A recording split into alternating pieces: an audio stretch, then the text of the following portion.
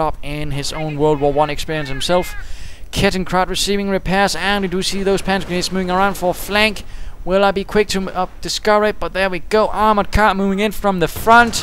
And we will probably see some armor-piercing rounds. There we go. Armored car getting absolutely torn apart. Perhaps he was hoping to use it as a distraction. I can't say. But it crashes into the wooden fence. Panzergrenadiers are quick to move into the flanking to avenge their combusted comrade. As the armored car is slowly smoldering in the distance, the Panzergrenadiers are closing the distance. Will probably be throwing in all the incendiary grenades they can. And this is not looking good for that heavy machine gun, which does retreat, leaving the riflemen behind. And they are also quick to get out of there. Also not keen on sharing that fate with those assault rifles, as they can tear apart anything up close.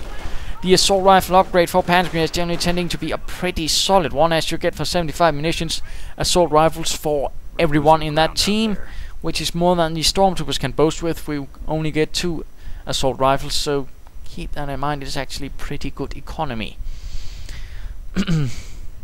Panzergrenadiers continue to repair that Kettenkrad, which does continue to receive a lot of holes. Jeep is still alive, and in fact, let's go have a look at Hauptmann H. Not a single doctrinal choice, not Luftwaffe, not anything. Usually you also see Luftwaffe being used, as Luftwaffe is certainly one of the more powerful doctrines of the Panzer Elite, if not the most powerful, having a rather large variety, can be used defensively and offensively. Some of the other doctrines do lack a bit of that flexibility, and Panzergrenadiers getting hit by heavy machine gun fire, while those trying to flank ran into a rather large American force, forcing them back. The 17th SS are finally being slowly but surely pushed back, but we do see another armored car, Was ist los, moving forwards with its 20mm auto cannon, firing away. Jeep taking a bit of fire. Americans pushing forwards, ready to secure this position and at least try to keep that armored car away, as its armor is pretty thin, and if you hold a solid position you can do a bit of damage. So keep that in mind if you do see an armored car thrown against you. I do apologize, a bit of hiccuping there. Try to see some heavy cover and try to hold your ground. Sometimes they do like to just rely on the shock effect, which of course relies on you, of course, then proceeding to panic. And there we go.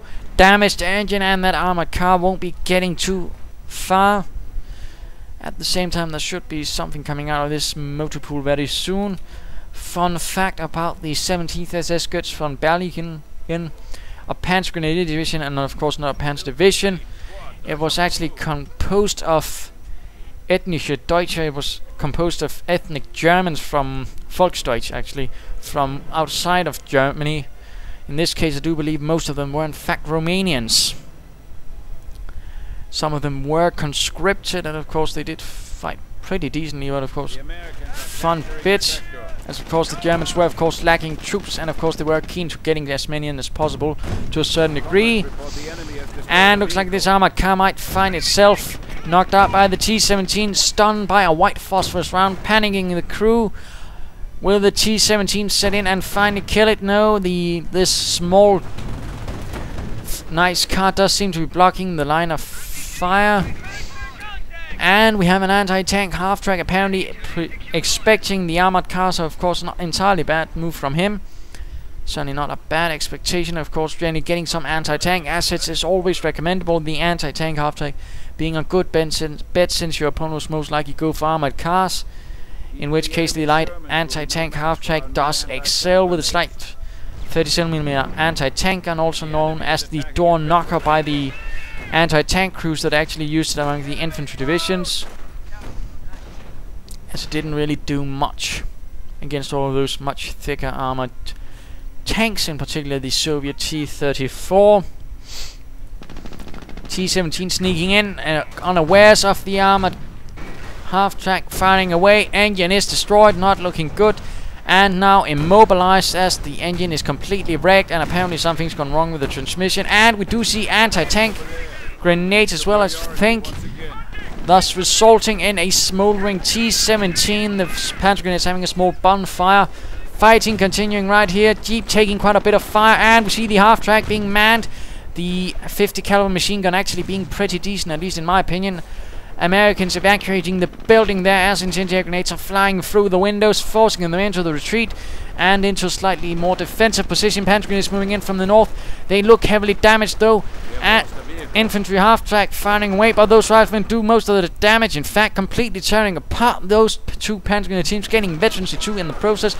Panzergrenadiers charging in, and this gunner does seem to have a bit of trouble deciding what to do. But this half-track does continue to provide support. And oh dear, the heavy machine gun has been cleared out. And looks like another Panzergrenadier team might go down. Yes, indeed, 3 Panzergrenadier teams down. This is absolutely a horrific loss for Hauptmann H. We are now capable of larger squads. And now we do see increased squad sizes going up, really throwing everything into the fight, despite heavy losses. And really his gambit for that incredible shock effect right in the beginning not having paid off, since I did keep my cool and just hold the line and just keeping on pressuring him as well. And armored car blasting away, capturing a few riflemen, but they are quick to get back to the half-track and of course reinforce, which of course is a nice advantage of having a half-track. You can keep your presence on the field much easier and won't have to constantly retreat, which just give a much larger downtime, and instead of you just have to pull back for a half-track for a wee bit of reinforcements. And returning to me, we do see I have access to the Allied War Machine. Not that will be much help at the moment. Again, my apologies. And we see this armored car is receiving repairs and then charging out, apparently being a bit impetuous. And what will happen I cannot say, but a fresh T-17 is on the field. Anti-tank gun being slowly manhandled forward. And the half-track moving in as well. Fresh Panzergrenadiers. Anti-tank gun absolutely knocking out that armored car, and Panzergrenadiers charging right into the middle of everything, taking heavy machine gun fire from all sides. And the T-17 blasting away as well. 1 kill for the infantry. The half-track certainly not bad, although of course could be better. And we do see a wrecked Kettenkrad right here.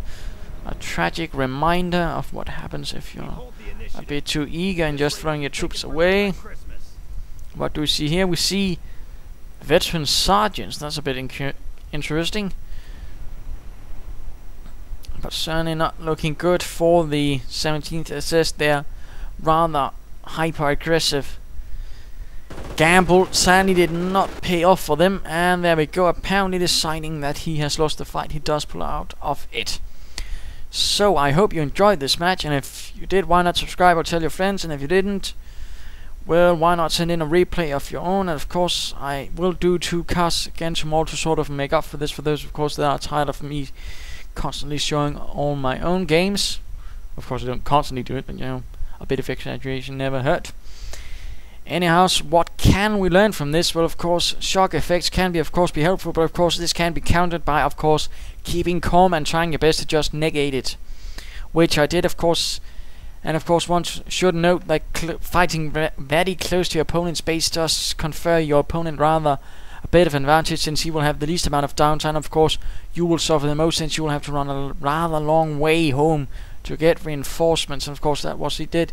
He didn't have an infantry half-track himself to help with that, so that didn't work out either. So I was slowly but surely able to push my way through with a heavy machine gun, which certainly helped as well. And then of course slowly pushed that advantage inch by inch, step by step, and constantly keeping him heavy on attrition. So I hope you enjoyed it, of course, and of course feel free to comment.